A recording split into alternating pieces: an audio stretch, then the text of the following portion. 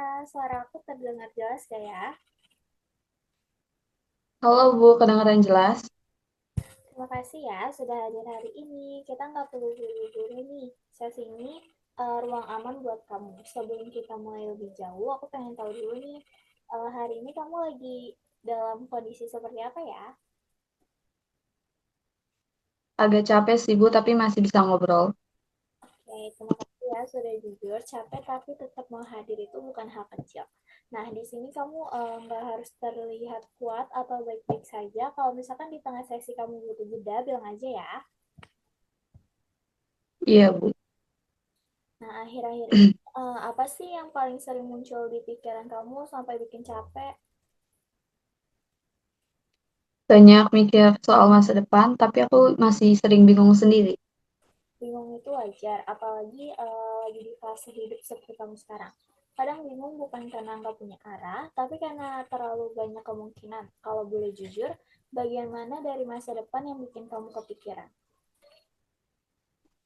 Aku takut salah milih Bu. Hmm. Aku dengar di situ ada keinginan besar buat melakukan yang terbaik. Biasanya kalau perasaan takut itu muncul, apa sih yang kamu lakukan?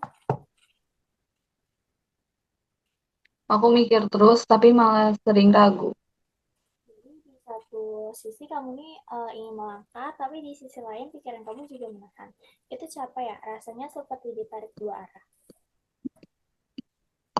Iya Bu, seperti itu.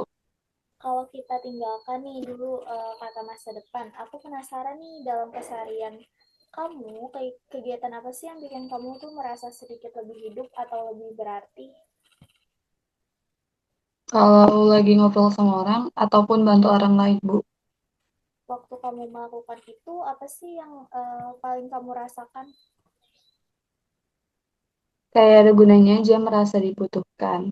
Merasa dibutuhkan dan berarti itu penting banget ya buat kamu. Sepertinya kamu nih bukan tipe yang puas hanya menjalani rutinitas tanpa makna ya. Iya Bu. Kalau di situasi tertentu, kamu harus kerja sendirian, minim interaksi. Biasanya kamu tuh merasa seperti apa? Lebih cepat bosan dan capek. Oke, itu informasi penting tentang diri kamu, bukan berarti kamu nggak bisa mandiri. Tapi energi kamu tuh terisi saat ada hubungan dengan orang lain. Kalau soal mengekspresikan diri nih, kamu lebih nyaman lewat apa? Kayak ngomong, nulis, atau cara lain? Ngomong sih Bu, tapi masih sering ragu. Ragu di bagian mana biasanya? Takut salah ngomong, takut orang lain nggak menerima. Berarti kamu nih tipe orang yang memikirkan dampak dari ucapan itu, bukan kekurangan, tapi kepekaan. Hanya saja kalau terlihat kuat, biasanya kamu menahan diri. Iya Bu, aku sering overthinking. Aku bisa bayangin sih betapa capeknya hidup dengan pikiran yang terus aktif seperti ini. Dan wajar kalau misalkan akhirnya kamu tuh butuh kejelasan tentang diri kamu sendiri. Oke, Kaira nih, dari obrolan kita sejauh ini, aku melihat pola yang cukup konsisten tentang diri kamu di titik ini. Nah, aku ingin mengajak kamu nih melihat hasil tes yang kemarin kamu isi, bukan untuk memberikan label, tapi untuk kita cocokkan dengan pengalaman kamu sendiri. Gimana? Kamu siap? Siap Bu.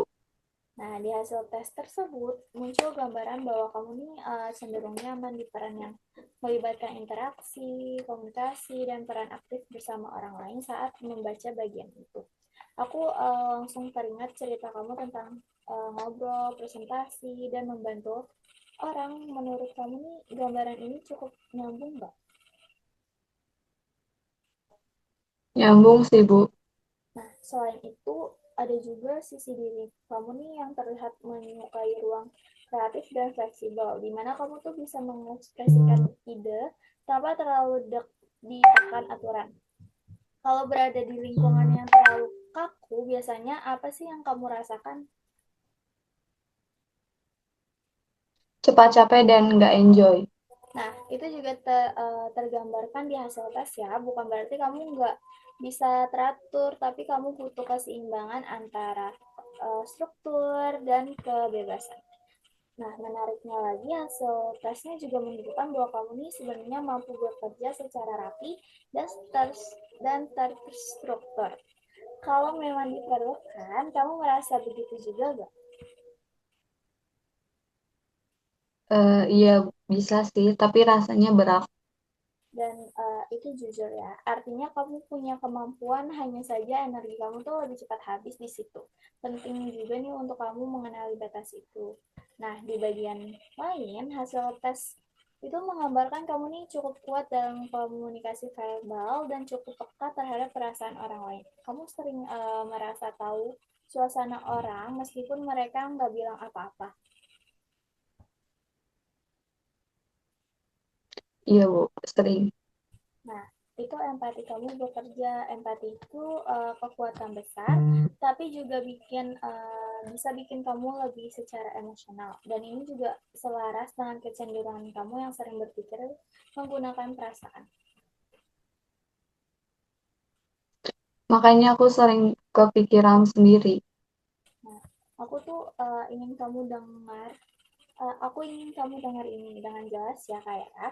Dari hasil tes dan cerita kamu hari ini tidak ada tanda bahwa kamu tuh tidak mampu. Yang terlihat justru kamu orangnya peduli, sensitif, dan ingin melakukan yang terbaik. Nah, tantangannya tuh adalah belajar mengelola emosi dan kemampuan bukan menghilangkannya. Kalau aku rangkum semuanya nih ya, dari cerita kamu, pengalaman kamu, dan hasil tes, aku tuh ngeliat kamu cenderung cocok berada di peran yang banyak interaksi dengan orang, mengendalikan komunikasi dan empati, memberikan ruang kreatif, dan tetap punya struktur agar kamu tuh merasa aman saat mendengar rangkuman ini.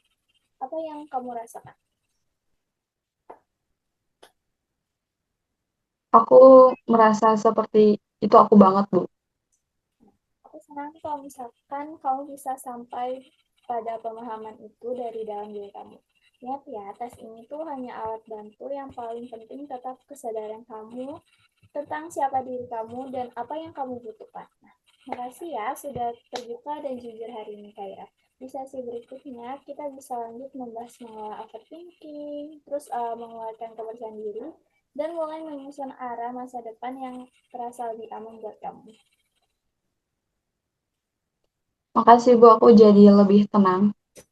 Aku senang mendengarnya. Kita cukupkan untuk sesi hari ini. Jadi, terima kasih banyak Kaira sudah mengikuti sesi hari ini.